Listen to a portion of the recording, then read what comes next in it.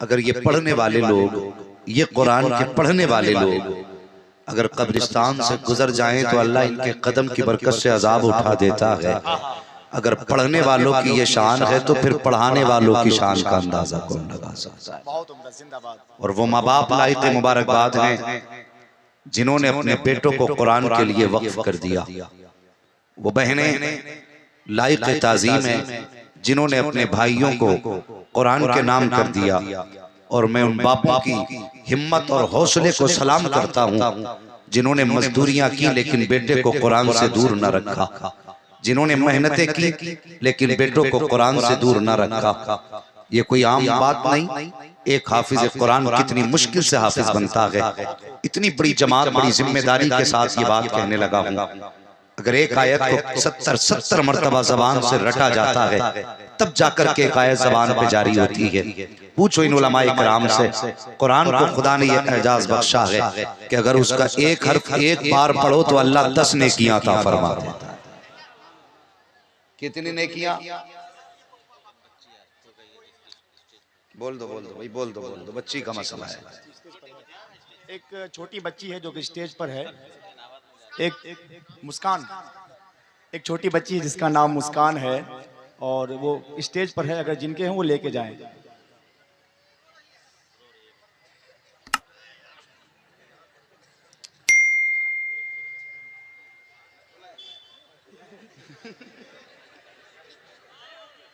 दुरूद पाक पढ़िए सल्लल्लाहु अलैहि सल्लल्लाहु तआला अलैहि वसल्लम, सलातुम व सलामुन अलैका या रसूलल्लाह सल्लल्लाहु तआला अलैहि वसल्लम। तो मैं अर्ज कर रहा था ये कुरान को खुदा ने अज़मतें बख्शी हैं। अगर एक हर्फ को एक बार पढ़ो तो अल्लाह 10 नेकियां अता फरमाता है।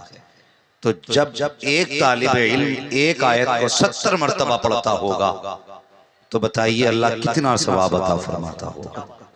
है कोई अंदाजा? आज मिजाज अलग है, तरीके अलग हैं। कितने लोग तो सिर्फ तमाशा देखने आए होंगे, कितने लोग यहाँ पर लोगों की आवाज सुनने आए होंगे। शायद कल कोई जाके ये फैसला करे कि जो खतीब आया था उसकी आवाज में इतना दम था। मुबारक हुसैन मुबारक ने एक हंगामा खड़ा कर दिया था। भाई नूरे मुजस्सम के लहजे का जवाब नहीं। खुदा की कसम याद रख, ये सारे लहजे जो मुकम्मल होते हैं मुस्तफ़ा के कदमों पे जाके मुकम्मल होते हैं।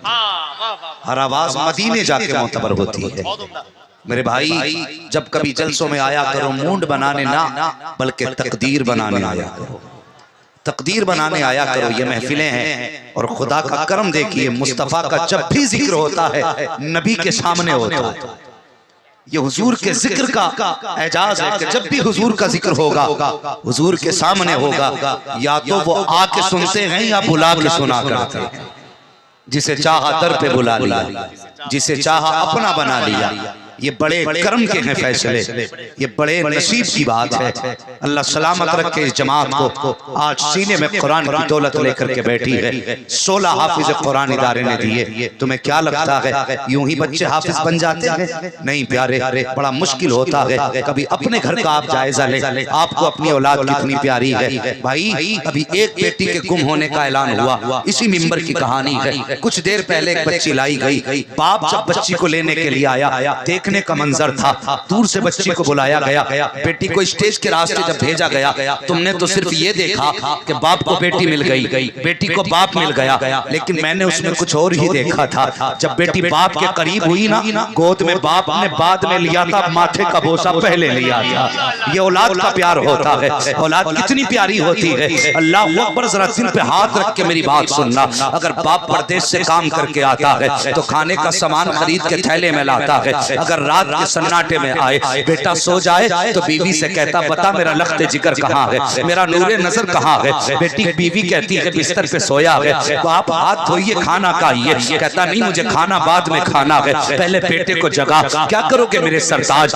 वो कहता मैंने बेटे के लिए ये मीठा खरीदा है, बेटे के लिए फल खरीदा है, पहले बेटे की गोद में देकर उसके चेहरे से निकलने वाली खुशी देखना चाहता हूँ। अल्लाह अकबर, ये रिश्ता बाप और बेटे का होता है। अगर आधी रात को बाप आए, तो पहले बेटे का माथा चूमता है, तब सोया करता है। और यार ये बाप का प्यार है, फिर बता तो सही माँ के प्यार का अंदाजा कौन लगा सकता है। जब बेटे रात को सोया करते हैं, सर्दी के मौसम में बेटा सो जाए, भले कितना कीमती कंबल ओढ़ के लेटा हो, कितनी महंगी रजाई में लेटा हो, लेकिन माँ को रात भर चैन नहीं पड़ता है। उठ के जाती है, कहीं मेरे बेटे का चेहरा तो नहीं खुला है, कहीं मेरे बेटे के हाथ तो नहीं खुले हैं, कहीं पैर से कंबल तो नहीं हट गया है। उठ उठ के 3-3 मर्तबा माँ चेक करती है। ये प्यार का आलम माँ का है। लेकिन जिस दिन बाप के दिल में सौदा समाया कि बेटे को कुरान का कारी बनाना है, उसने अपने सीने पर सब्र का पत्थर रख लिया। जब माँ को पता चला कि बेटा कुरान सीखना चाहता है, उसने ममता के आंचल को, मोहब्बत भरे प्यार को पत्थरों के नीचे दबाया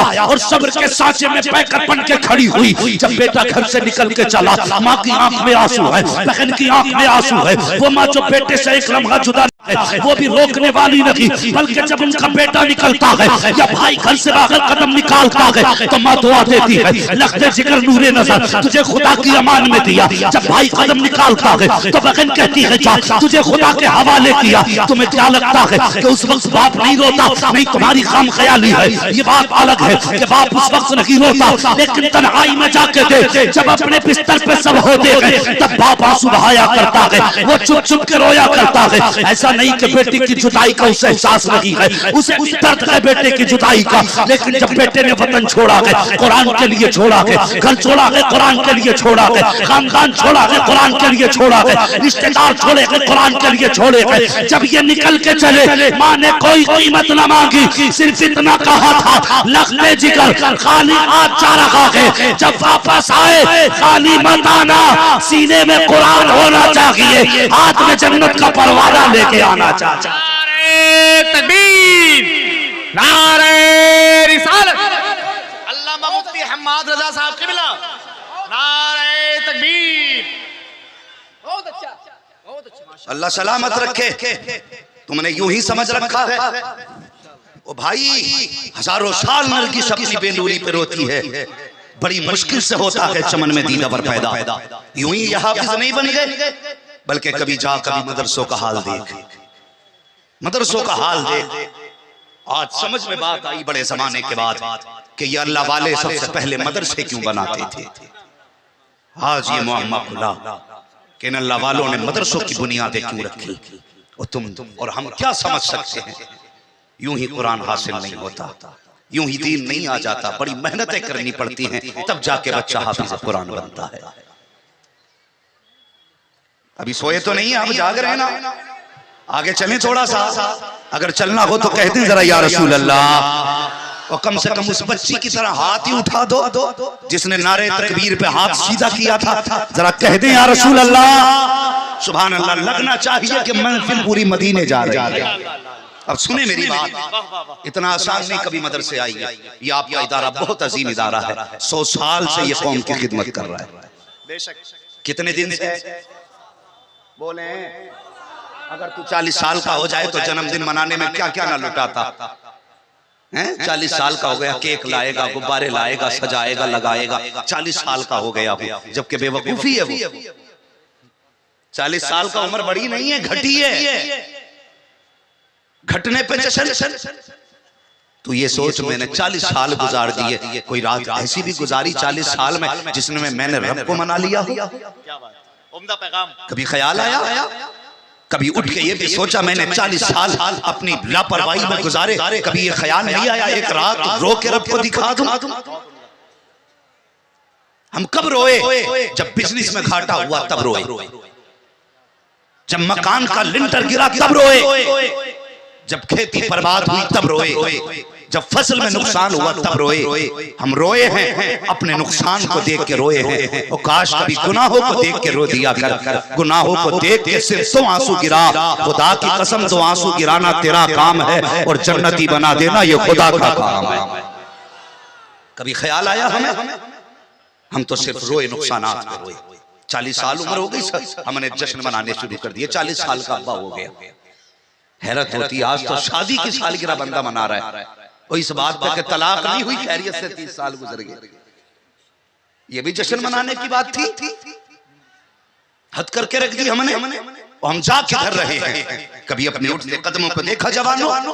कभी ख्याल आया क्या ये तरीका मेरे मुस्तफा का तरीका है? क्या ये तरीका हमारे नबी ने हमें दिया है?